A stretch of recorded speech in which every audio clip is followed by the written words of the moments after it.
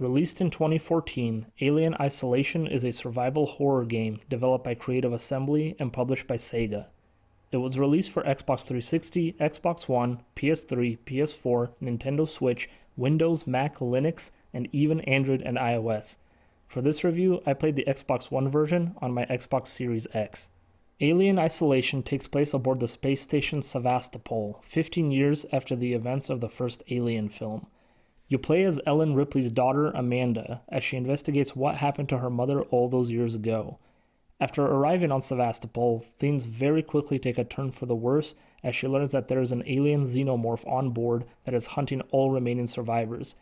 And as if that wasn't bad enough, some of the androids have malfunctioned and also begin to attack survivors.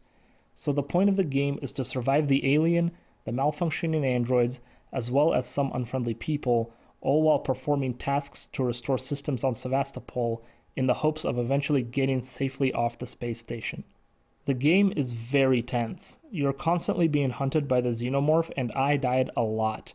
Although it is possible to beat the game without dying, it's very hard to do so. Sometimes the xenomorph will come out from around a corner when you aren't expecting it, or it will sit up in the air vents and wait for you to walk underneath so it can grab you from above. You always have to be on the lookout and be aware of your surroundings. And even then, the xenomorph can and will still surprise you. I was very impressed with the alien AI, and it felt like I was really being hunted by an intelligent creature. The game was super stressful from beginning to end, but in a good way, and the level design was great. The space station felt believable, and there were many places to hide or run away from the xenomorph, but also room to make mistakes, like getting yourself cornered with nowhere to go, and just waiting patiently, hoping the alien will turn around and go the other way before finding you crouched in a corner. This led to some extremely suspenseful moments and made the game feel very immersive. The xenomorph hunting you is definitely the highlight of the game. However, you do also have to deal with unfriendly androids, and I found them to be a bit annoying. They are very hard to kill, and the best way to do so is by using firearms. However, using firearms very quickly attracts the xenomorph right to your location, so you have to decide if it's better to avoid the androids and not make any noise, or kill the android and risk the xenomorph finding you.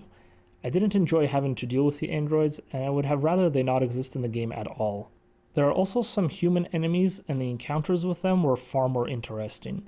First of all, they were easier to kill if it came down to that, but also you could purposely make noise to attract the xenomorph, and it would take out the human enemies for you, allowing for some very fun and creative situations. This is something you cannot do with the androids, by the way, since the androids and the xenomorph do not see each other as enemies. Also, the xenomorph itself cannot be killed. If you shoot at it, you will just piss it off and it will come charging at you faster than normal. You do get a flamethrower later in the game that you can use to scare it off, but sometimes that doesn't work either. I don't know if this is an actual mechanic in the game, but it seemed to me that if I used the flamethrower too often, the xenomorph would become used to it and stop fearing it. I've had a few times where I tried to scare it away with the flamethrower, and it just ran straight through the fire and killed me anyways. Whether it's an actual game mechanic or a glitch, I don't really care because I thought it was cool either way. Overall, I had a great time with Alien Isolation. However, the one major thing that I did not enjoy was the length. The game just seemed to go on for far too long, about twice as long as it should have been. It just gets a bit repetitive and tedious after a while, and the suspense starts to fade when you figure out how best to outsmart and avoid the xenomorph. Also, the game tricks you into thinking it's about to end, and then it continues on, and this has happened not just once but a few times. By about 2/3 of the way through the game, I just wanted it to hurry up and end already. That's not to say that the game goes from being good to bad, far from it. The game was good all the way through to the end. I just felt like it wore out its welcome. Overall though, I still give Alien Isolation a 9 out of 10. This game is suspenseful and very fun, especially during the first half. I bought it for my Xbox 360 not too long after it came out, but never got around to playing it. Then I bought the Nostromo edition, which includes all the DLC, for my Xbox One, and still didn't play it until last year when I finally decided to give it a try, and I'm very glad I did. I haven't felt this immersed in a video game in a long time. In fact, if the game was a bit shorter, I probably would have given it a perfect 10 out of 10. It's kind of ironic that by including more content, the game developers inadvertently made the game less enjoyable. However, this is still an amazing game, and I highly recommend it, especially if you're into survival horror games or just a fan of the Alien movies. There are a lot of cool references and throwbacks to the original Alien film.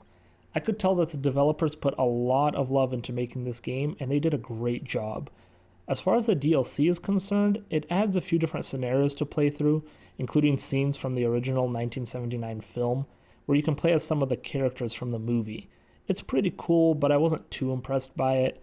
It just gives you some extra things to do that aren't related to the main campaign. It's just that by the time I beat the main campaign, I was so done that I didn't want to play anymore, and most likely that's why I couldn't really get into the DLC missions.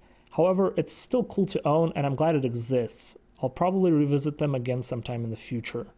Also, since I own the Xbox 360 version of the game, I decided to try it out and see how it compares, and from what I could tell, it's the exact same game, just with worse graphics and performance when compared to the Xbox One version. Actually, I was kind of impressed that the 360 could even run the game, let alone pull off the graphics that it did. However, I do not recommend this version if you have the newer consoles or a PC. It's still very playable, but it's far more enjoyable on newer hardware. Anyways, that's it for the review. Thank you for watching. Moltok, out.